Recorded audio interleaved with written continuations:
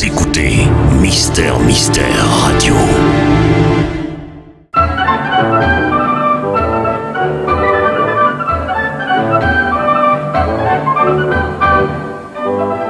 Café des abattoirs. Une énigme qui nous est proposée par Jacques Bron. Voici la distribution. Roland Durtal, le commissaire Gallois et Picoche, comme de coutume René Habib, André Davier, Sacha Saulnier. Émile Chevalier, Maurice Offert. Barrois, Pierre Lioté. Riri, Marc Fayolle. L'inspecteur Jasmin, Serge Nikolov. Galabert, Adrien Nicati. Un cycliste, André Faure. Annette, Janine Michel, Marguerite Irène Vidi. Madame Marcel, Isabelle Villard. La logeuse, Germaine et Pierre. La barmaid, Violette Fleury. Assistant, Éric Mich. Mise en onde, Roland Sassy. Café des abattoirs.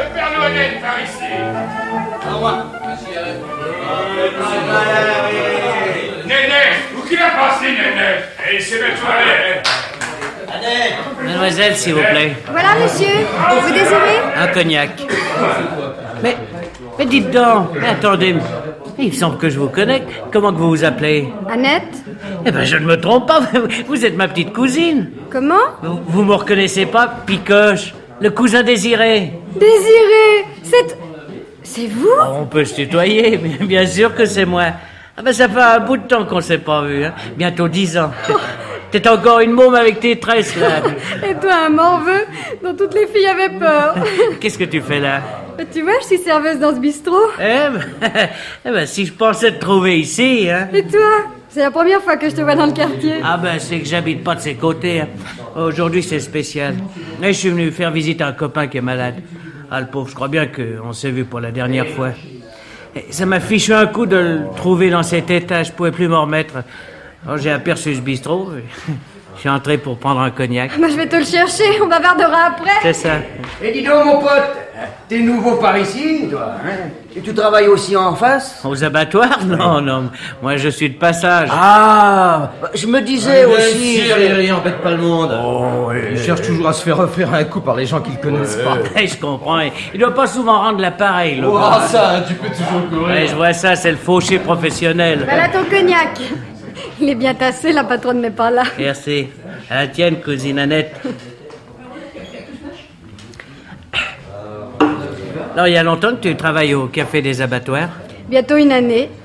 Je suis toute seule, tu sais. Mon père est mort il y a 2 ans. Et ta maman a disparu pendant la guerre, si je me rappelle bien. Pauvre gosse, ça doit pas être rose tous les jours. Tu te plais dans ce café de boucher, pas un peu sinistre? Tous ces types avec leurs tabliers rouges de sang et leurs mains d'assassins, ça t'impressionne pas? Un peu au début, on s'y fait. Et puis il y en a de très gentils, tu sais. Tu ne te rends pas compte qu'un garçon boucher peut être doux et plein d'attention. Dis donc. Toi, tu me fais tout l'effet d'être amoureuse, hein? Y a pas un petit gars qui en passe pour toi par ici, non? Hein? On peut rien te cacher. Il s'appelle Émile. Il est là-bas, tu vois, à la petite table, près de la fenêtre. Le blond qui trinque avec le type qui est venu vers moi il y a un moment? Riri, lui. Ils travaillent ensemble. Et Riri vient toujours au café avec Émile pour se faire payer à boire. J'ai déjà dit à Émile, je ne sais combien de fois, qu'il devrait se débarrasser de cet individu. Émile n'a déjà pas trop d'argent. Il a eu un accident de moto. Il n'a pas travaillé pendant 2 mois. Et ensuite, à 50%. Avec ça, qu'il n'a pas pu s'empêcher de racheter un scooter. Le voilà dans les dettes jusqu'au cou. Moi, je mets de côté tout ce que je peux. Ça va pas loin. Je me demande quand on pourra se marier. Salut les copains. Au revoir, mes jolis. Au revoir, messieurs, merci. Ne reste pas tout seul à cette table. Viens t'asseoir à celle d'Émile. Je t'offre un nouveau cognac. Ça me ferait plaisir. Ah non, ça c'est ma tournée. C'est le Riré qui sera content. Émile, je te présente un petit cousin, Désiré Picoche. Il est entré ici par hasard. Tu te rends compte cette coïncidence? Bonjour, monsieur. Ah, il paraît qu'on sera bientôt cousins, hein? Alors autant nous tutoyer tout de suite, non? Ah bah d'accord. Annette, qu'est-ce que tu nous sers? Non, ça c'est le petit père Picoche qui offre. Apporte-nous du blanc, du meilleur. Tout de suite. Ah, toi t'es un pote. Alors, cousin Émile, à quand la noce? J'espérais qu'on pourrait se marier cet été, mais je sais pas si on y arrivera, hein. J'ai eu un tas d'embêtements. Oui, je sais, l'accident, l'hôpital, une nouvelle machine à acheter. Ah, Annette t'a raconté. J'arrive plus à m'en sortir. Je dois 3 mensualités sur mon scooter. Si je paye pas avant le 30, le garagiste me le reprend. Et le 30, tu dois toucher ton salaire ou bien? D'accord, mais j'ai d'autres frais. Hein. Ma chambre, des impôts en retard, sans compter qu'il faut vivre. Avec le métier que j'ai, je peux pas me nourrir d'un sandwich de temps en temps. Et puis j'ai acheté une machine à laver pour Annette. Mais ça, elle le sait pas encore. Hein. Ah, vrai, je vois pas comment je pourrais m'en sortir. Oh, bah, faut pas t'en faire, mon gars, on trouve toujours un moyen. Oui, oh, ça, évidemment, toi, tu te fous de tout. Oh. Et puis, c'est pas la même chose, tu désires pas te marier. Mais on est déjà à la fin de février, ça fait depuis le mois de juin de l'année dernière qu'on se connaît, la petite et moi. Alors, on est seuls, tous les deux. Et on aimerait bien s'installer un petit chez-soi. Bah oui. Voilà pour ces messieurs. Oh. Ah ben, tu oublies un verre, ma mignonne. Tu trinques avec nous, hein. Oh, je ne bois jamais. Ah, une fois n'est pas coutume. Aujourd'hui, c'est une petite fête de famille, pas vrai, Émile? Ah, c'est rudement sympa. Tu m'avais pas dit, Annette, que t'avais un petit cousin en or. Oh, qu'est-ce que tu veux, c'est mon destin. Les femmes ne font jamais attention à moi. Alors, à la tienne, cousin. Allez, à vos amours, hein. Tu loges dans la maison, Annette? Oui, au second. Juste au-dessus du café, c'est les 2 chambres de la patronne, à lui seule. Veuve?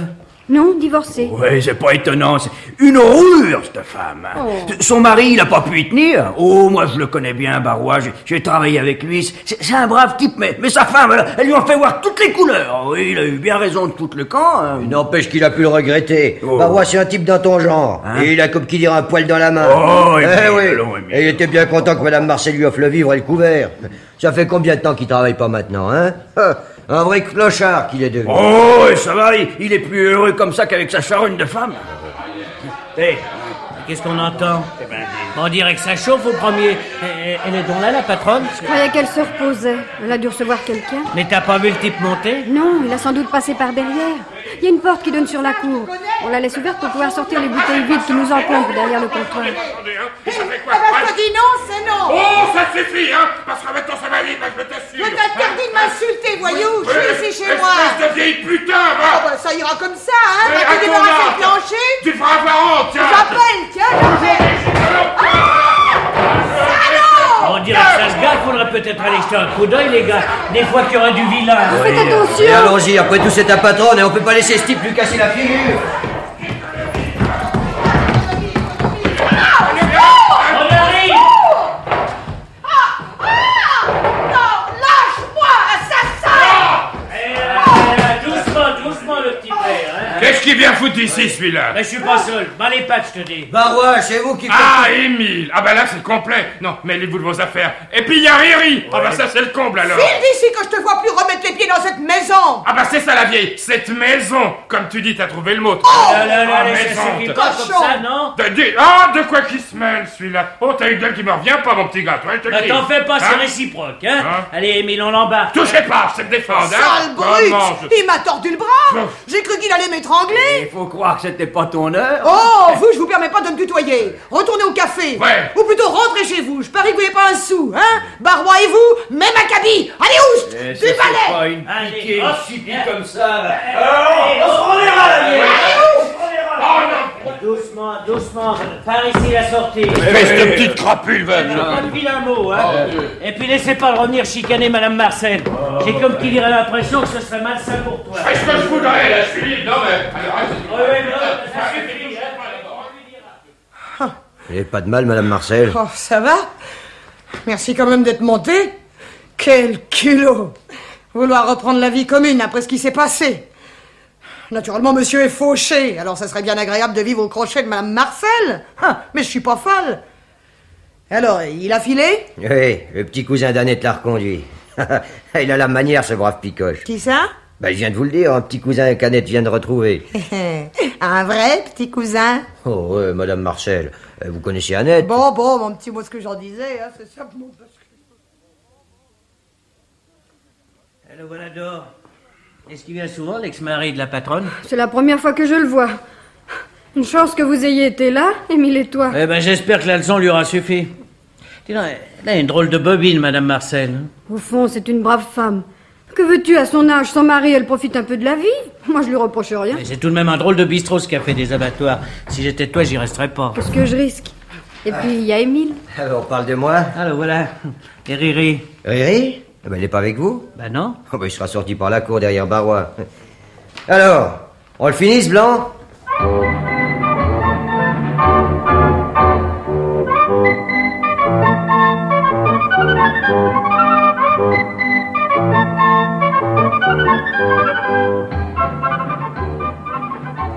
Eh ben, Picoche, par ce beau soleil, je te propose une petite balade en voiture.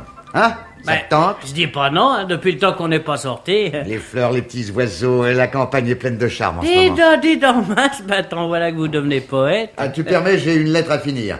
Dans 5 minutes, je suis à toi. Eh? Tiens, tu as les journaux sur le guéridon. Merci. Rayon de canard. Message du président Kennedy pour le ministre de l'Intérieur échappe de justesse à un accident. Ouais. Le secret de Brigitte Bardot. Quelle foutaise. Le crime de la Villette. La boucherie du Café des Abattoirs. Bon sang de bonsoir. Café des Abattoirs, ça alors... La patronne du café assassinée dans son lit. Ce matin, vers 9h, mademoiselle Annette Lelièvre découvrait madame Marcel Grenier, 50 ans, propriétaire du Café des Abattoirs à la Villette, abattue d'un coup de poignard. Le vol semble être le mobile du crime. La sacoche de cuir contenant la recette de la veille ayant disparu. Une rapide enquête a permis d'arrêter l'assassin. Il s'agit d'un garçon boucher de 28 ans, Émile Chevalier, dont le foulard a été retrouvé dans la chambre de la victime. Mais c'est pas possible. Émile, un assassin? La pauvre petite Annette. Patron! Patron! Et j'arrive, j'ai presque terminé. Oh, monsieur Durtal, plus question d'aller se balader en bagnole. Ce que je viens de lire dans le journal, ça me la coupe. Enfin, qu'est-ce qui t'arrive? T'es tout pâle. Ah, il y a de quoi. Imaginez qu'il y a 15 jours, je trouve dans un café de la Villette une petite cousine. Une brave gosse que j'avais pas vue depuis 10 ans. Ouais. Elle me présente son fiancé, un gentil garçon qui a bien de la peine à joindre les deux bouts, rapport à un accident. Bref, deux tourtereaux bien sympas. Voilà que le journal annonce qu'Émile, c'est lui le fiancé, a tué la patronne du café pour lui faucher son magot. Aïe, j'aime pas beaucoup ça. Mais c'est pas possible, monsieur Durtal, c'est pas... Émile n'a pas pu faire ça. On ne donne pas de détails dans le journal? Il paraît qu'on a trouvé son foulard sur le lieu du crime. C'est pas une preuve tout de même. Mais c'est Émile, tu le connais, toi? Tu me dis qu'il ne roulait pas sur l'or. D'après ce qu'il m'a raconté, il avait des dettes. Il devait acquitter 3 mensualités sur un scooter...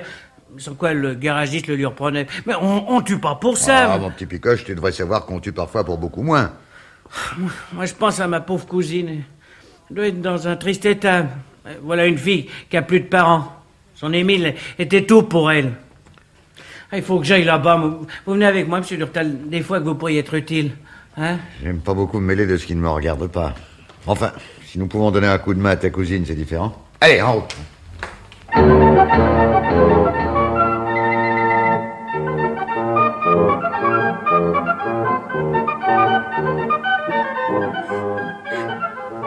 Calme-toi, ma petite Annette, calme-toi. Tu vois, on est là, monsieur Durtal. Monsieur Durtal, c'est quelqu'un. Non, je t'assure, un détective de première. Je te garantis qu'il prouvera l'innocence d'Émile. Ne t'avance pas trop, Picoche. Oh, je suis sûre qu'il est innocent. Jamais il n'aurait fait une chose pareille. Bien sûr que non. Mais toi, tu étais dans la maison quand le crime a été commis. T'as rien entendu? Tu loges toujours au second? C'est affreux. Les policiers ont dit que j'étais complice. Ils vont m'arrêter. Rassurez-vous, on n'arrête pas les gens comme ça. Vous serez convoqué à la PJ pour un interrogatoire, simplement.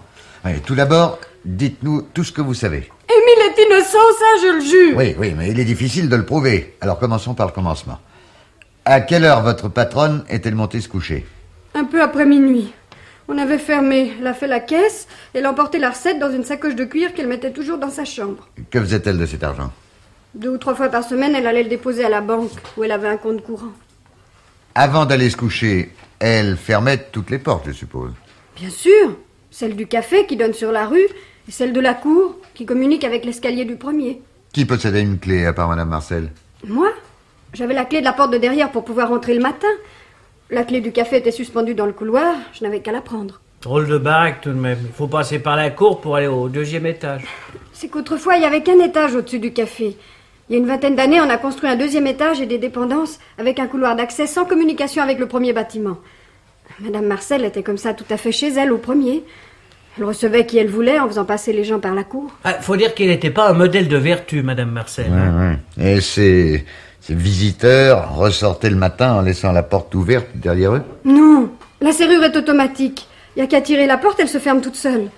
À l'intérieur, il y a un bouton, on peut ouvrir sans clé. L'assassin a donc pu pénétrer dans la maison avec l'assentiment de sa victime et en ressortir sans donner l'éveil, sans avoir besoin de clé. Ouais, ça va pas nous faciliter la tâche, ça. Je suis sûre que c'est Barrois qui a tué Madame Marcel. Barrois, qui est-ce? L'ex-mari de la propriétaire. Je l'ai vu le jour où je suis venu au bistrot. Même qu'on a dû le faire sortir de force, Émile et moi. Comment ça? Oui, Barrois était venu demander à Madame Marcel de reprendre la vie commune. Il était à bout de ressources, vous comprenez? Comme elle refusait, il s'est fâché, il l'a menacée. Elle a appelé au secours.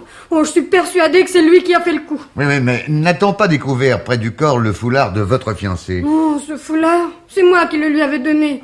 Si moi je l'avais vu tout de suite, je l'aurais fait disparaître. Attention à ce que vous dites, mademoiselle. Alors, reprenons plutôt le déroulement des événements. Voyons. À minuit, Madame Marcel monte chez elle, seule. Vous-même, vous quittez le café pour aller vous coucher. C'est bien cela. Et depuis? Ce matin, comme de coutume, je suis allée ouvrir le café vers 8 heures. Il y a eu quelques clients. À 9 heures, ne voyant pas descendre la patronne, je suis allée frapper à sa porte pour lui demander si elle voulait son déjeuner. Pas de réponse. J'entre. Je la trouve sur son lit, tout habillée, mais pleine de sang. Oh mon Dieu. Allons. Un peu de courage. J'ai tout de suite compris. J'ai crié, on est venu. Je sais plus. Quelqu'un a téléphoné à la police. A-t-on retrouvé l'arme de crime? Non. Les policiers ont dit que l'assassin avait utilisé un poignard, probablement un couteau de boucher. Et comme il ne vient ici pratiquement que des bouchers, les suspects sont nombreux. Y avait-il beaucoup de monde au café hier soir? C'était jour de paix, toutes les tables étaient occupées. Votre fiancé était là? Bien sûr. Il est parti vers 10 heures. Et Barrois, tu l'as revu? Non. Mais Émile l'a entendu plusieurs fois parler de Madame Marcel en des termes. Enfin, il ne cherchait que l'occasion de se venger de la scène de l'autre jour. C'est pourquoi je suis sûre que c'est lui qui a fait le coup. Et comment aurait-il pu entrer? Je ne sais pas. Est-ce que Madame Marcel a reçu quelqu'un avant lui? C'est possible. Il a peut-être fait le guet, il serait entré comme l'autre sortait. En ce cas, quelqu'un l'a vu. Eh bien, il avait un complice qui s'est introduit dans la maison sous prétexte de conter fleurette à Madame Marcel et lui ouvrait la porte 1 heure plus tard. Non, n'oublie pas que la victime était tout habillée. Il a donc été assassiné tout de suite après être monté dans sa chambre, donc peu après minuit. Et dites-moi, il n'y a pas d'autre moyen de pénétrer dans l'appartement du premier? Pas de fenêtre, de balcon à escalader? Impossible. À moins d'avoir une corde. La façade n'offre pas de saillie. Madame Marcel ne s'enfermait pas dans sa chambre? Non. Les portes du rez-de-chaussée étaient toujours fermées à clé. Elle jugeait que c'était suffisant. Mais ce qui me chiffonne le plus, moi, c'est ce foulard. Mais comment a-t-il pu se trouver dans la chambre de Madame Marcel? Tu n'en as pas pourtant offert à plusieurs de tes soupirants, non?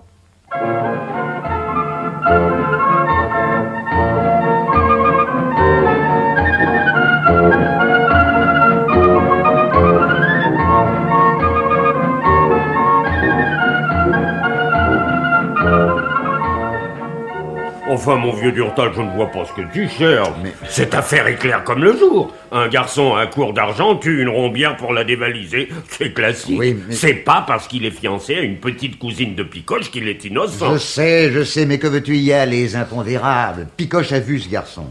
Il n'y a pas fait l'effet d'une graine de criminel. Ça. Par contre, Picoche a assisté à une scène violente entre la victime et son ex-mari, une espèce de schnappant assez louche. Ah, papa, ton histoire ne tient pas debout. N'oublie pas qu'on a trouvé à côté du corps un foulard appartenant au nommé Chevalier. Et sa concierge a déclaré que le dit Chevalier est ressorti de chez lui après minuit, pour ne rentrer que vers 2 heures du matin. Peut-être qu'il a été retrouvé à Net. Ça, nous allons le savoir. La fille Le Lièvre attend dans l'antichambre. Galabert, introduis Annette Le Lièvre. Ah bien, chef. Tu nous permets d'assister à l'interrogatoire, n'est-ce pas, Gallois? Oui, naturellement. Bon. Mais je t'avertis, je n'aurai pas plus d'indulgence pour ta protéger que pour n'importe qui. Alors là, monsieur Gallois, on ne se fait pas d'illusions. Hein. On sait bien que les femmes n'ont jamais pu vous attendrir. Annette Le Lièvre, commissaire. Entrez, mademoiselle. Asseyez-vous. Vous connaissez déjà ces messieurs. Oui, commissaire. N'espérez pas que leur présence soit pour vous une sauvegarde. Votre position n'est pas claire. Et ce n'est qu'en répondant franchement à mes questions que vous vous en tirerez un meilleur compte. Vous avez compris? Oui, commissaire. Mais je n'ai rien fait. Vous êtes bien fiancé à Émile Chevalier, soupçonné du meurtre de Madame Marcel Grenier, propriétaire du Café des Abattoirs. Oui, commissaire. Quant à Émile, je donnerai ma tête à couper qu'il n'est pas coupable de ce meurtre. Ne parlez pas à la légère de tête à couper, mademoiselle. Depuis quand travaillez-vous au Café des Abattoirs? 1 année environ. Comment avez-vous fait la connaissance de Chevalier? Il venait souvent au café. Il m'a demandé une fois de sortir avec lui. On a fait quelques balades à moto. Puis, vous savez comment ça va? Il n'a pas de famille, moi non plus.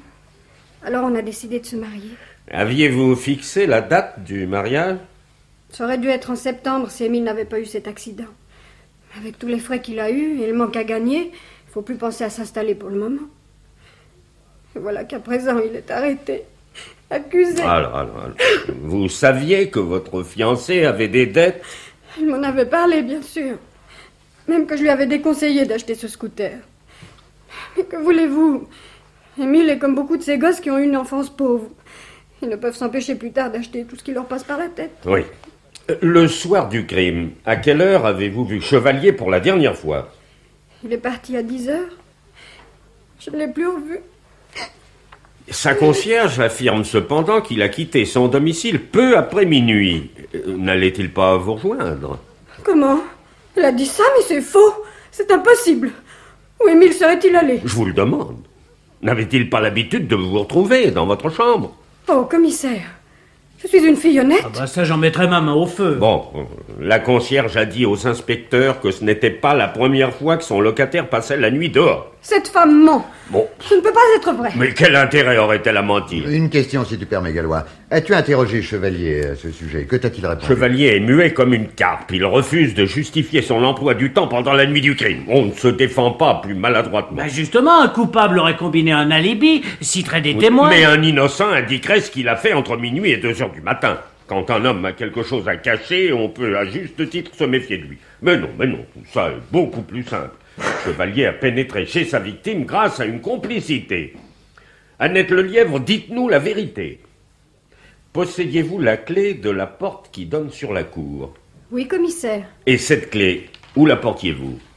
Elle était toujours dans mon sac à monnaie, attachée à ma ceinture sous mon tablier. Mais vous ne l'avez jamais laissée sur une table, à portée de main d'un voleur éventuel? Jamais, commissaire. Alors, il faut admettre que vous l'avez remise à l'assassin, ou que vous lui avez ouvert la porte. Oh, commissaire, vous me soupçonnez? C'est affreux. Reconnaissez-vous ce foulard? Bien sûr, c'est moi qui l'ai donné à Émile. Bien. De deux choses l'une. Ou bien Chevalier est monté avec Madame Marcel, ou bien il s'est introduit dans la maison grâce à votre clé. En ce cas, vous admettrez qu'on vous soupçonne d'être sa complice. Je vous jure, commissaire, que j'ai quitté le café en même temps que ma patronne. Nous étions seuls, les deux. Je suis rentrée chez moi au second pendant qu'elle montait dans sa chambre. Je ne suis ressortie qu'à 8 heures. Je n'ai vu personne de toute la nuit. Je n'ai rien entendu. Et ma clé n'est pas sortie de mon sac. Est-ce qu'elle a l'air de mentir, commissaire? Oh, écoutez, ma petite, je n'aime pas beaucoup qu'on se paie ma tête. Si vous espérez sauver votre fiancé en soutenant cette thèse absurde du criminel qui passe à travers les murs, vous vous trompez. Bon, ça suffit pour aujourd'hui. Nous en saurons plus long quand Chevalier se décidera à parler.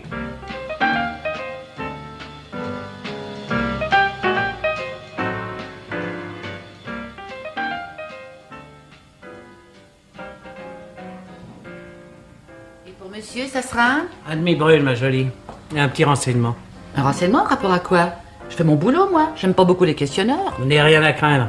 J'aimerais simplement savoir si le gros type là-bas, dans le coin, vient souvent dans l'établissement. Celui qui cause avec la Grande Rousse? Oui. C'est le père Barrois. Celui qui tenait le café des abattoirs. Non. Ah, celui où il y a eu un crime? Tout juste. Pourquoi vous me demandez ça? Comme ça, comme ça.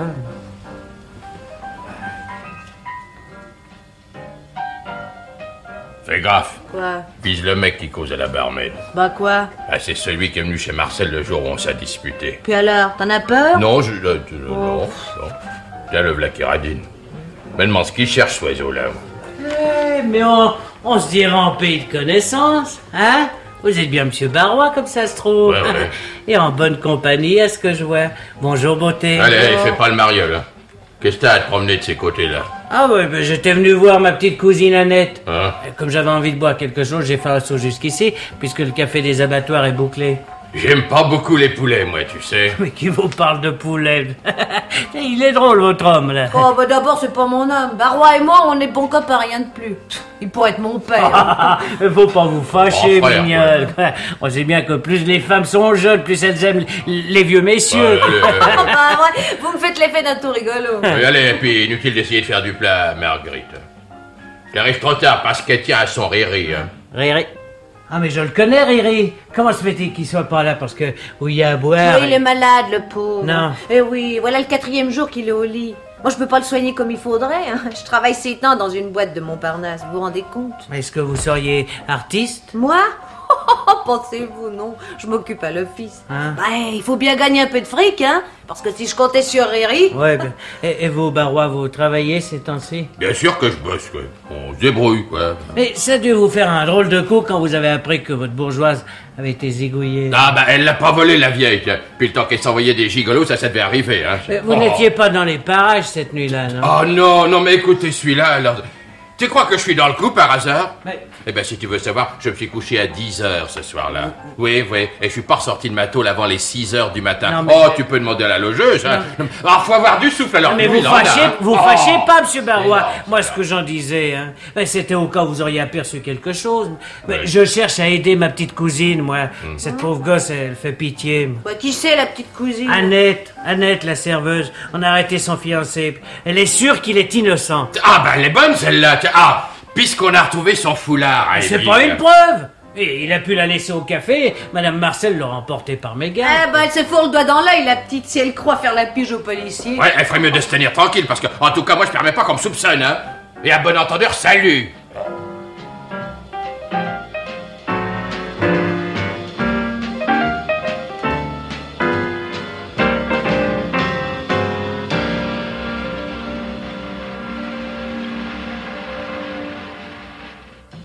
Madame, c'est bien chez vous que loge monsieur Barrois? Hein? Qui demandez-vous? Barrois, Adrien. On m'a dit au petit bar qu'il habitait chez vous. Monsieur Barrois? Il est pas là en ce moment. Hein? Est-ce qu'il vient régulièrement coucher? Quoi? Est-ce qu'il couche toutes les nuits ici? Toutes les nuits, oui. Pourquoi? Faites un effort. Dans la nuit du 29 au 30, est-ce qu'il a découché? La nuit du crime? Oui. Il y a déjà des policiers qui m'ont demandé ça. Je leur ai dit qu'il n'avait pas quitté sa chambre de toute la nuit. Bon, ça va. Bye. Merci quand même, hein. Avec une logeuse sourde comme un pot, c'est pas difficile de jouer la fille de l'air sans qu'elle s'en aperçoive.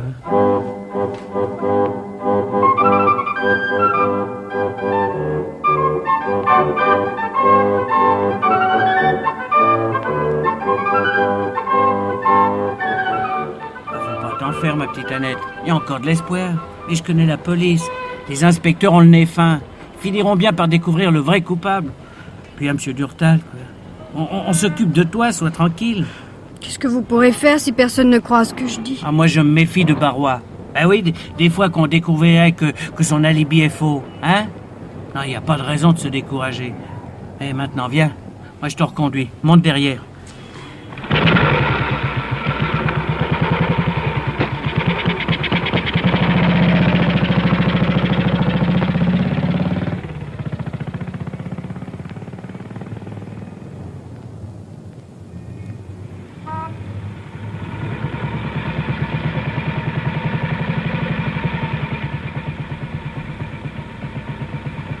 Voilà arrivé. Ça fait un drôle d'effet de se retrouver devant ce café des abattoirs. T'as pas peur de coucher toute seule là-haut? Qu'est-ce que je risque? De toute façon, je ferme la porte à clé. Et puis, où est-ce que j'irai? Je n'ai personne chez qui aller me réfugier. Ah, t'es une brave gosse. On se reverra. Bonne nuit. Bonne nuit, cousin.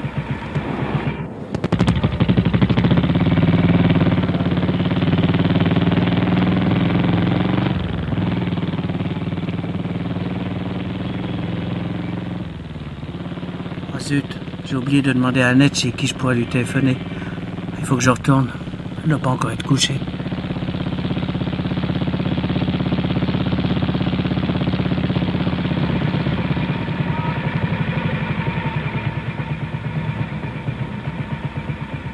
Pas de lumière dans sa chambre?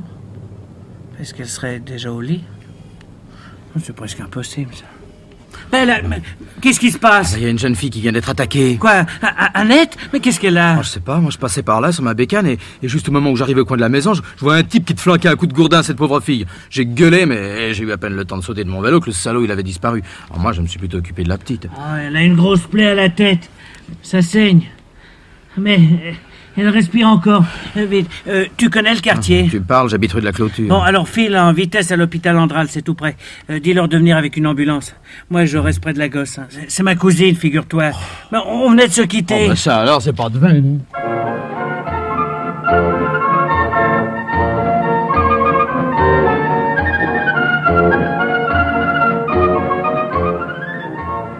Et maintenant, mon vieux Gallois, est-ce que tu commences à croire que la petite Annette était sincère?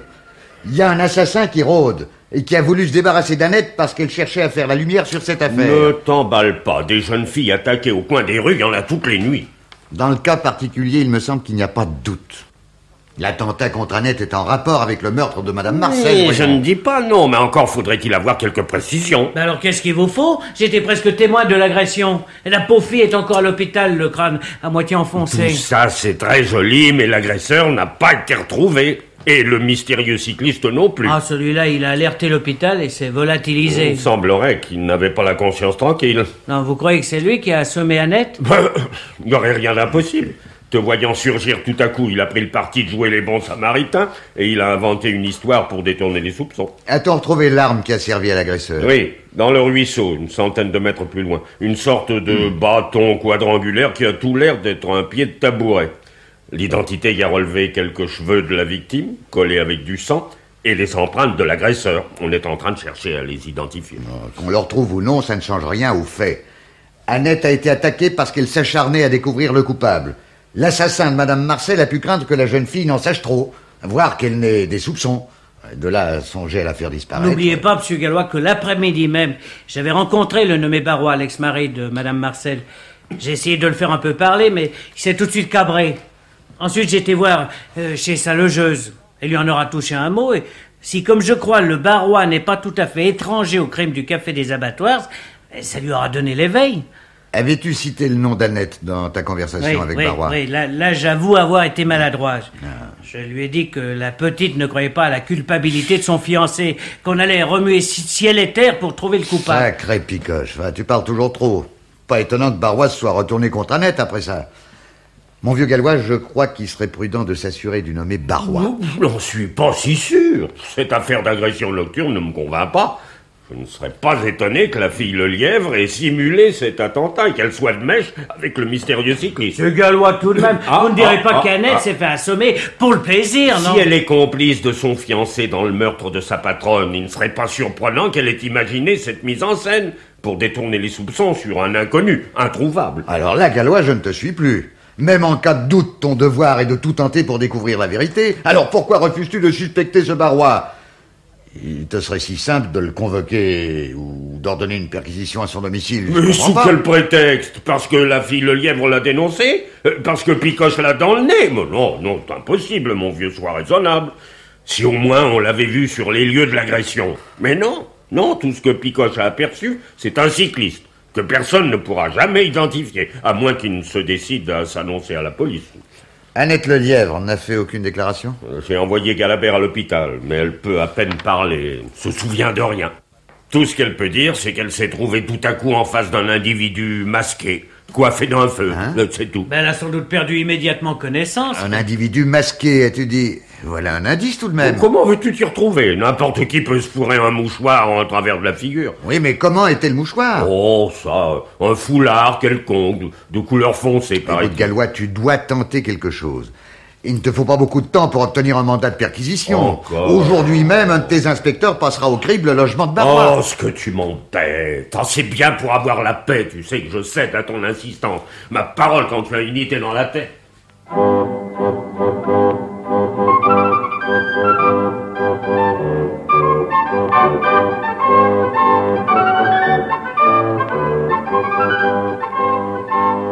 C'est une honte, mais regardez-moi, ça y est. Ils font leur nez jusque sous mon lit. Il n'y a plus de justice. Ne criez pas tant. On ne vous veut pas de mal. C'est une simple vérification. Et alors, qu'est-ce que j'ai fait, moi? Qu'est-ce qu'on a à me reprocher, hein? Non, vous pouvez me le dire? Alors, là, une bande de flics qui envahissent tout l'appartement, alors. Laissez ces inspecteurs faire leur travail. Ouais. Et répondez-moi. Où étiez-vous hier soir? Et si je veux pas répondre, Vous serez convoqué à la PJ, alors n'essayez pas de jouer au plus fin. Où avez-vous passé votre soirée? J'étais au cinéma. Dans quelle salle? Une salle du quartier Le Rio. Quel film avez-vous vu? Ça s'appelait Y en a marre. Fichez de moi. Non, non, vous pouvez vérifier, c'est le titre du film. Alors. Avec qui étiez-vous? Avec Marguerite. Marguerite. Oui, c'est la fille que j'ai rencontrée avec Barrois, patron. Je vous en ai parlé. Mais je croyais qu'elle travaillait à Montparnasse, Marguerite. Ah, ce soir-là, elle avait congé, quoi. Quelle place occupiez-vous? Bon, ce que je sais, moi, j'ai plus les tickets. Ouf. Ah, on était au 7e rang. Oui, je crois. Contre le mur, il sous une applique. Bon. Qu'avez-vous fait en sortant du cinéma? On est rentré tout de suite. J'ai raccompagné Marguerite Cherry. Je l'ai quitté sur le trottoir. Et je suis allé me coucher. Quelle heure était-il? Bon, ça devait être minuit moins le quart, quoi. Où habite cette Marguerite? Ah non, non, si c'est pas malheureux. Des gens qui n'ont rien fait. Oh, eh ben, à loge rue d'Ampierre, au 18. Fais un saut là-bas, Picoche, et vérifie la limite Barrois. Bien, patron. Où est-ce que je vous retrouve? Rendez-vous chez Gallois. À tout à l'heure. On y sera. Mais alors, de quoi qu'on m'accuse? J'ai tué personne. Là, mes affaires, tu te sens dessus dessous. Attendez, si c'est pas une pitié, arrêtez là-bas. Encore une petite formalité, Barrois. Ouais. Vous permettez que j'ouvre cet armoire? C'est ça. Non, mais de quoi? Fouiller dans mes fusques. Vous gênez pas? Vous cherchez mon portefeuille, peut-être, hein? Vous fatiguez pas, mon vieux. Ça, alors. Voilà qui est fait. Ah, inspecteur, vous avez terminé? Quelque chose d'intéressant? Rien du tout, monsieur Durtal. Pas de chapeau, pas de foulard et pas de gourdin. Non, mais écoutez, il n'y a pas une mitraillette non plus. Et toi, fais pas le malin. Allez, soyez poli pour commencer. Vous avez examiné les sièges des autres pièces? Ouais, un peu fouillé partout, monsieur Durtal. Même que la vieille a crié qu'on la volait. Tout est en ordre. À la cuisine, il y a 3 tabourets en parfait état. Bon. Alors on s'en va. Ah, quand même. Vous avez de la chance, Barrois. Mais nous nous reverrons peut-être. Il y tient. Alors maintenant, qui c'est qui va remettre de l'ordre, hein, maintenant, là-dedans?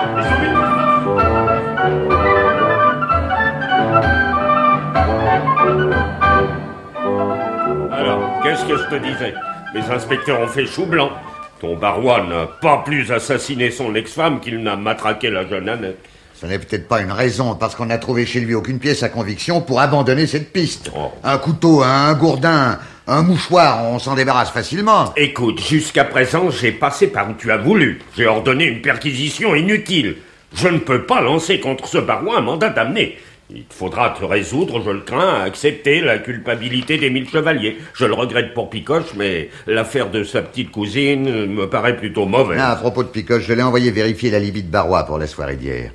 Il m'a déclaré qu'il l'avait passé au cinéma avec une amie, alors Picoche est allé interroger la dame en question. Mais ma parole, on vous montrerait les aveux signés de l'assassin que vous persisteriez à croire que ce Barrois a fait le coup. Mais vous en voulez donc bien, ce pauvre diable. Nous n'avons rien contre lui. Mais enfin, n'oublie pas qu'il a menacé la propriétaire du Café des Abattoirs, et que c'est un type sans le sou. C'est pas une raison. Il n'a pas d'alibi pour la nuit du crime. Sa logeuse a beau affirmer qu'il n'est pas sorti, elle est sourde à ne pas entendre le tonnerre. Alors quel crédit accorder à ses déclarations? Chevalier non plus n'a pas d'alibi, et c'est son foulard et pas celui de Barrois qu'on a trouvé dans la chambre du crime. A-t-on enregistré d'autres déclarations d'Émile Chevalier? Non. Monsieur persiste à se taire. Quand il ouvre la bouche, c'est pour dire « Je n'ai pas tué Madame Marcel ». Il faudrait le croire sur parole, ça serait un peu commode. Allô? Oui, c'est moi. Ah ben, il est là, justement. Je te le passe. Tiens, c'est Picoche. Du diable, pourquoi téléphones-tu? Allô, Picoche? Où es-tu?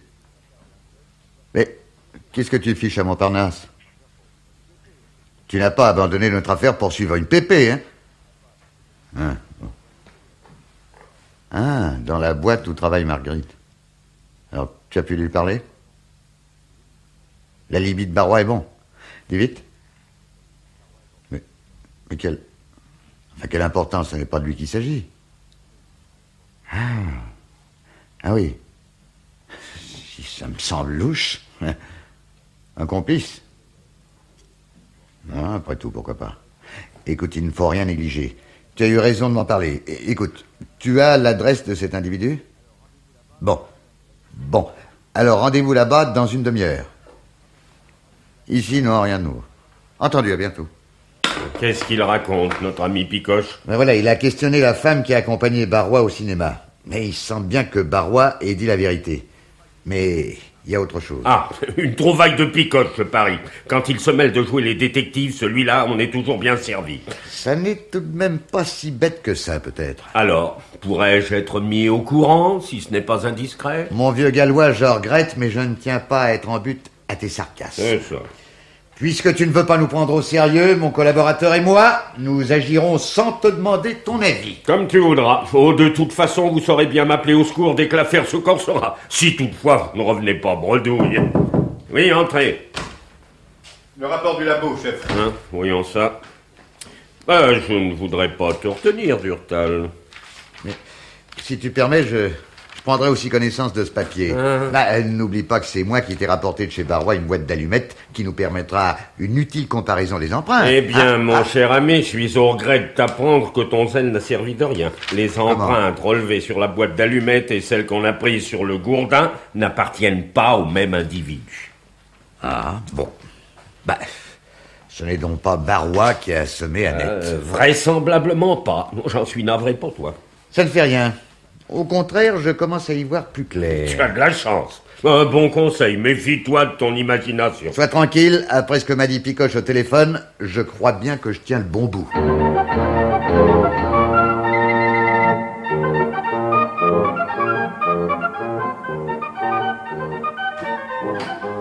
C'est par ici. Et qu'est-ce que vous foutez chez moi? Je vous connais pas, moi. Et si, Riri, on se connaît. Et rappelle-toi, au Café des Abattoirs, j'ai payé une tournée. Mais le jour où on a vidé Barrois de l'appartement de Madame Marcel... Ah, c'est toi, le petit ami d'Annette? Non, pas son petit ami, son petit cousin. Ouais. Alors tu vois qu'on est de vieilles connaissances. Et qu'est-ce que tu fais là? Et c'est qui t'a amené, là? C'est un copain à moi, un toubib. J'ai revu Marguerite, elle m'a dit que tu n'avais pas mieux. Tu voulais pas appeler le médecin pour ne pas faire de frais. Ça m'a fendu le cœur. Alors j'ai pensé à mon copain. Il a bien voulu venir avec moi. C'est pas gentil, ça? J'ai pas besoin de toubib, je peux me soigner moi-même. Ah ça peut être dangereux, hein. Moi, je connais des types qui sont morts pour avoir refusé le docteur, crois-moi. Non, le plus simple est de te laisser examiner. Mais je te jure que ça coûtera rien. Vous avez rien à faire ici, foutez le camp tous les deux. Mais t'énerve pas, Riri. Ça fait monter la fièvre, tu sais. Oui, et il y a longtemps que vous vous sentez mal. De quoi souffrez-vous? Oh, je vous ai pas appelé, vous avez pas le droit de vous introduire chez moi. Est-ce que vous avez de la peine à respirer? Vous êtes sujet aux bronchites? Je vous répondrai pas. Vous avez tort. C'est Marguerite qui vous soigne? Voyons, qu'est-ce qu'elle vous donne? Je ne vois pas de remède sur la table de chevet. Elle me fait de la tisane, c'est bien suffisant. Et quand c'est qu'elle est venue pour la dernière fois, Marguerite? J'en sais rien, moi. Elle travaille ces temps. Non, mais elle passe bien une fois par jour, non? Mais elle avait congé hier, d'après ce qu'elle m'a dit. Elle a dû venir? Non, je l'ai pas vue. C'est pas gentil, ça. Elle qui raconte partout qu'elle te soigne comme une mère. Hein. Elle voulait même me faire croire qu'elle avait passé la nuit à ton chevet. Mais c'est une menteuse, une putain! Eh ben, dites donc, vous êtes gentil, vous. Et puis vous m'en mettez à la fin. J'aime pas les questionneurs. Allez, barrez-vous, foutez-moi la paix. Bon, je vois que t'as dur à cuire. Faudra pas te plaindre si tu files du mauvais coton. Avec ça qui fait une de ces chaleurs dans ta tôle. Et puis t'as fait du feu à cette saison. Tu veux pas que je mette un peu de bois dans le coin? Mais non, mais qu'est-ce qui te permet là? Non, voulez-vous vous tenir tranquille? Non, ne faites pas du lit comme ça. Vous me lâchez, nom de nom! Lâchez-moi! Pour un malade, vous n'avez pas l'air affaibli. Ah, vous faites gaffe, hein? Puis vous êtes pas un toubib, hein? C'est bon. Inutile de vouloir faire boire un âne qui n'a pas soif. Allez, on s'en va. Tu viens, Picoche? Je vous suis, patron. Bye bye, Riri de mon cœur. Eh ben, Picoche, tu as vu. Pas moyen de tirer quelque chose de cet individu. Tu croyais qu'il était complice de Barrois? Madame, puisqu'il était pas chez lui hier soir quand Marguerite est montée. Enfin, et voir dans quelle rage elle était la souris. Et persuadé que son Riri lui a joué la comédie de la maladie, qui filait le parfait amour avec une autre. La note que c'est possible. Sans pour autant que Riri ait matraqué Annette. Avec un pied de tabouret, d'après ce que vous m'avez dit. Ouais. Regardez ce que j'ai trouvé chez Riri. Quoi, ce bout de bois? En farfouillant dans le tas qui était près du fourneau, j'ai découvert ce morceau qui pourrait bien être un fragment de pied de tabouret, vous croyez pas? Mais oui. Et je serais pas étonné qu'il soit le frère de celui qu'on a trouvé à 100 mètres du Café des Abattoirs. Cette fois, Picoche, j'ai bien l'impression que Gallois sera obligé de nous prendre au sérieux.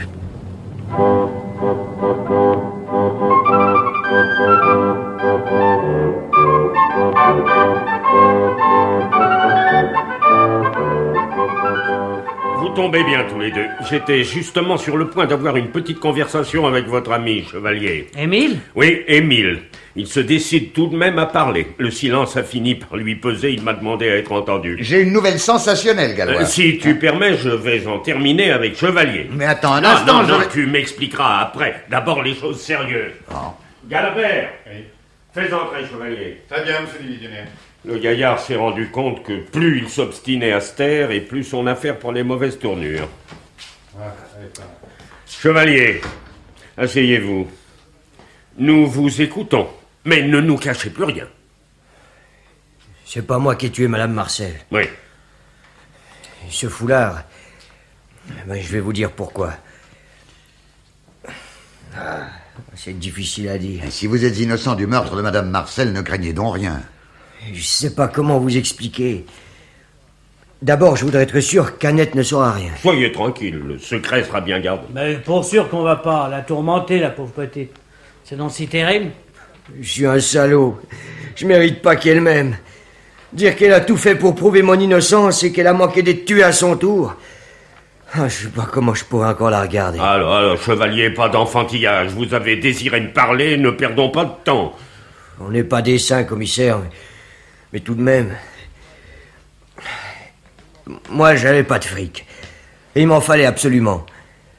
Alors, j'ai accepté avec Madame Marcel. Vous comprenez? Je l'ai retrouvée dans sa chambre. Il me semble que je devine. La propriétaire du café n'hésitait pas à payer largement. Ouais, pour de l'argent, il y en a qui font pas trop les difficiles.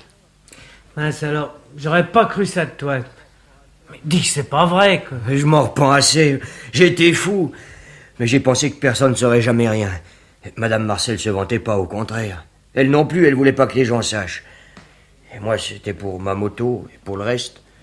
Et une fois marié, vous pensez bien que ça aurait été fini, ça je peux le jurer. Vous étiez donc dans la chambre de Madame Marcel entre minuit et 2 heures? Non, pas cette nuit-là.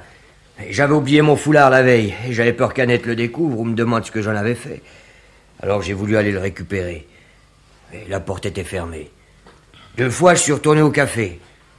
Et pour finir, je suis rentré chez moi. Eh ben, mon garçon, je ne vous félicite pas. Quand on a une fiancée comme la petite Annette... Ah, c'est dégoûtant. Mais j'espère bien que tout est fini entre vous, qu'Annette sera pas assez gourde pour épouser ce saligaud-là. Minute, Picoche. Tu oublies qu'Annette ne sait rien et que nous avons promis le secret. Mais il n'y a pas de secret qui tienne, non? C'est ma cousine. Tu ne crois pas qu'Émile a payé assez cher et qu'Annette a droit à un peu de bonheur, elle aussi? Je parie qu'Émile a pris de bonnes résolutions. Alors, faisons-lui confiance. Patron, ou elle a drôlement indulgent. Il faudra pourtant bien lui expliquer à Annette comment ce foulard s'est trouvé chez Madame Marcel. Eh ben, tu lui expliqueras. Je te connais une assez belle imagination. Moi? Mais qu'est-ce que je lui dirais? Cherche. Ah ben c'est commode, ça. Je peux tout de même pas inventer. Mais si. Ah, comme vous y allez. Bon, ben je lui ferai du boniment. Tu sais, Émile était à court d'argent. Il a cru que Madame Marcel ferait un geste. Il est allé la supplier. Ben c'est ça, continue. Comme elle refusait, il s'est un peu énervé. Voilà. Il a enlevé son foulard et puis... Il l'a oublié en quittant la chambre. Vrai, monsieur Picoche, vous lui direz ça? Vous seriez d'accord? Oui, ça va, mon vieux. Pas besoin de me remercier, hein. Si je manque à la vérité, c'est parce qu'Annette est ma cousine. Moi, j'ai toujours eu l'esprit de famille. Tout ça, c'est très joli, mais il y a un moment que je vous écoute et je me demande quelle comédie vous jouez. Alors, Chevalier, c'est tout ce que vous aviez à me dire. Eh bien, ça ne valait pas la peine de me déranger. Mais vous me croyez pas? On va vous renvoyer au dépôt. Et quand vous aurez encore de pareilles balivernes à me communiquer, réfléchissez à 2 fois avant de demander un entretien. Galabert, reconduit, Chevalier. Allez, viens par ici. Tu as tort, Gallois. Oh, ce garçon a l'air sincère. Laisse tomber, mon vieux. Et dis-moi plutôt le résultat sensationnel de votre enquête. Eh ben, c'est à Picoche que revient l'honneur de te donner des explications. Je suis curieux de les entendre. C'est tout simple, monsieur Gallois.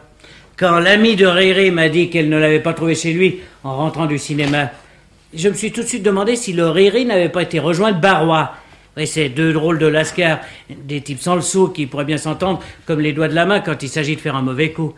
Et ce Riri, avec sa fausse maladie qui durait depuis la veille de l'assassinat de Madame Marcel, ça m'a paru louche. J'ai dit comme ça à M. Durtal au téléphone qu'il serait peut-être intéressant d'aller jeter un coup d'œil au domicile du nommé Riri. Ben, on sait jamais, hein? Ben, vous voyez, j'en ai rapporté ce morceau de pied de tabouret. Dont l'identification a été facile. J'ai passé au labo en rentrant. Les experts sont formels.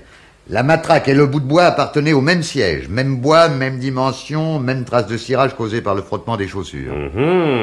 Eh ben, Picoche, tu as eu du flair, je te félicite. Tu vois, mon vieux Gallois, que l'imagination a parfois du bon.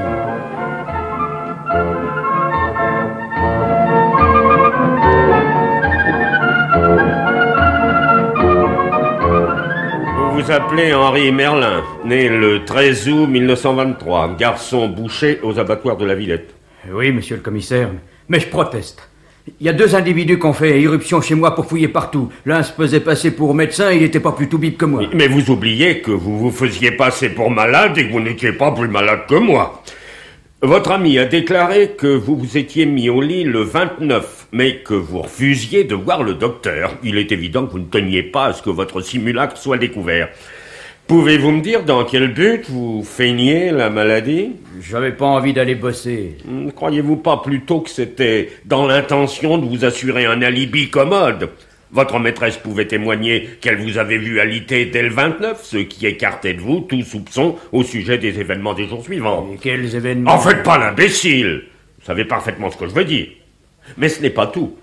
Vous aviez fabriqué une matraque à l'aide d'un pied de tabouret pour éviter qu'on vous soupçonne en cas de perquisition, après l'agression commise contre Annette Lelièvre, vous faisiez brûler dans votre poêle les restes du tabouret, débités en petits morceaux. Seulement, vous n'avez pas pu vous débarrasser de tous ces fragments. Nous en avons retrouvé un, ce qui constitue une preuve accablante, Henri Merlin. C'est faux, c'est pas moi qui ai attaqué la gosse. Et c'est inutile de nier, votre simulation même parle contre vous. Mais est-ce que j'avais des raisons d'assommer ce môme? Des raisons? Attendez un peu.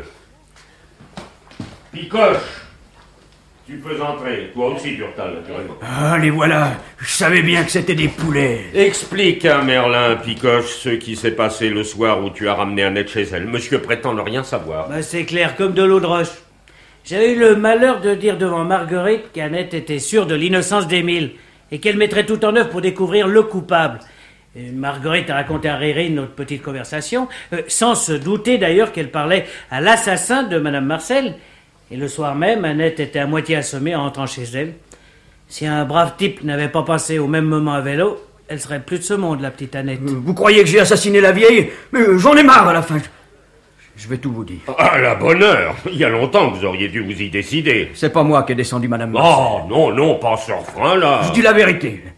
Cette nuit-là, je suis bien monté chez elle, mais quand je suis entré dans sa tôle, elle était déjà morte. Oh, qu'est-ce que vous allez encore inventer? Expliquez-vous, que diable. En tout cas, vous avouez avoir pénétré chez Madame Marcel Grenier. Ben oui, c'était soir de paye. Je me doutais bien que la recette avait dû être bonne. Alors je me suis caché dans les cabinets en attendant la fermeture. J'ai laissé la patronne monter, j'étais pas pressé, j'espérais qu'elle s'endormirait.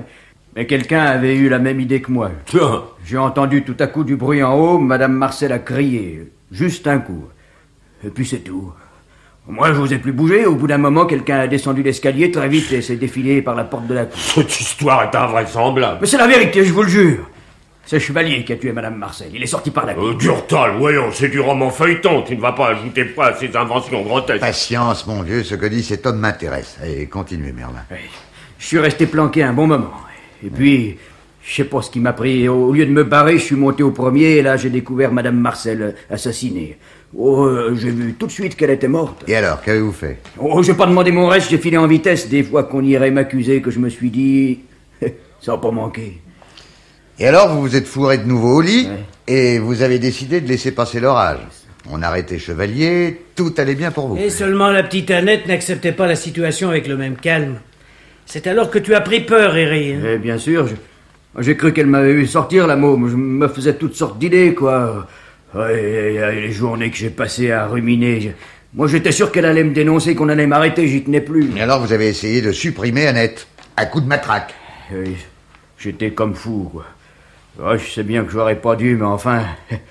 Elle est pas morte, hein, c'est l'essentiel. Vous serez inculpé de tentative de meurtre sur la personne d'Annette Lelièvre. Quant à l'assassinat de Madame Marcel... Je l'ai pas tué, c'est Chevalier. Qu'en savez-vous? Enfermé dans les toilettes, vous n'avez pas pu voir l'homme qui s'est enfui par la cour? Surtout si cet homme n'existe que dans son imagination. Oh, j'invente pas, je l'ai entendu, et même qu'il a crié merde. Ouais, ben ça suffit pas pour l'identifier, malheureusement. Et pourquoi a-t-il proféré cette exclamation? S'est-il tordu le pied? A-t-il manqué une marche? Non, Pour moi, il a dû s'accrocher à un clou. N'oubliez pas, il faisait nuit, j'ai entendu comme un bruit d'étoffe déchirée. Gallois. Quoi? Si Merlin dit la vérité, nous avons encore une chance d'y voir clair. Donne-moi 1 heure. En attendant, confie Riri à Galabert et viens avec nous. Mais qu'est-ce que tu veux faire encore? Une petite visite au café des abattoirs. Hey, tu viens, Picoche? Je sais, monsieur Durtal. Ah, celui-là, quand il en aura fini avec ses mystères. J'ai l'air fin, moi, là-dedans. Ah ben, pas si vite, Durtal.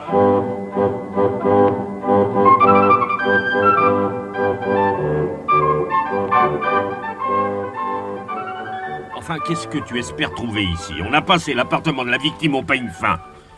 Ce n'est pas l'appartement qui m'intéresse, mais l'escalier et le couloir. Nous y voici. Ouvre. Mais je me demande si on va enfin mettre la main au collet de l'assassin. N'en fais pas, Picoche, je crois qu'on y arrive. Eh ben voilà. C'est ouvert. Entrons.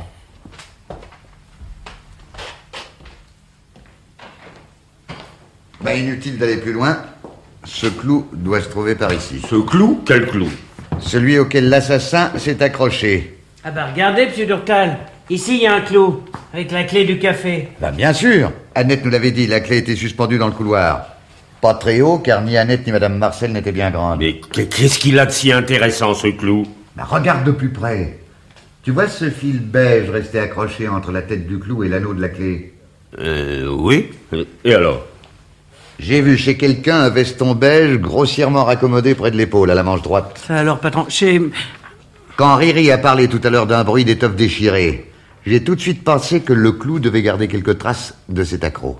Je m'étais pas trompé. Mais le veston que tu as vu, où l'as-tu vu? Chez Chevalier? Chez Merlin? Ni chez l'un, ni chez l'autre.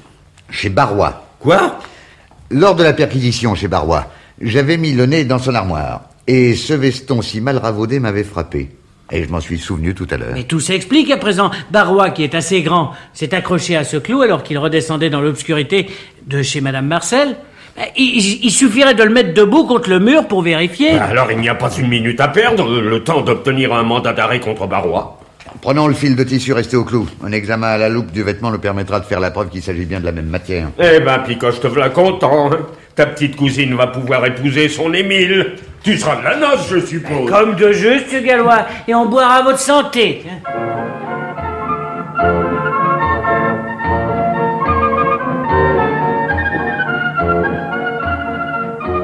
Et voilà, ma petite Annette.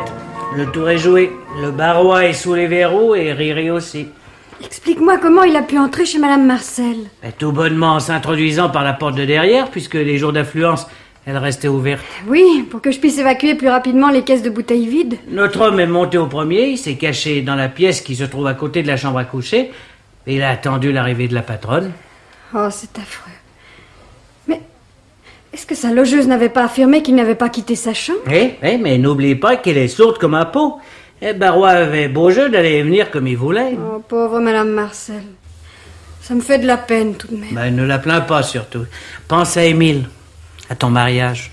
Justement, à propos d'Émile, comment explique-t-il que son foulard... Mais c'est tout simple.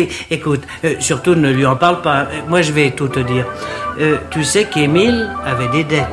Il a cru que Madame Marcel...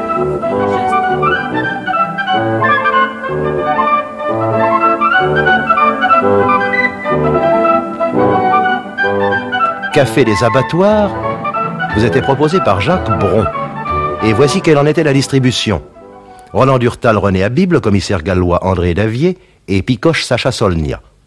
Émile Chevalier, Maurice Offert, Barrois, Pierre Lyoté, Riri, Marc Fayolle, l'inspecteur Jasmin, Serge Nikoloff, Galabert, Adrien Nichetti, un cycliste André Faure, Annette, Janine Michel, Marguerite, Irène Vidi, Madame Marcel, Isabelle Villard, la logeuse Germaine et Pierre, la barmaid Violette Fleury.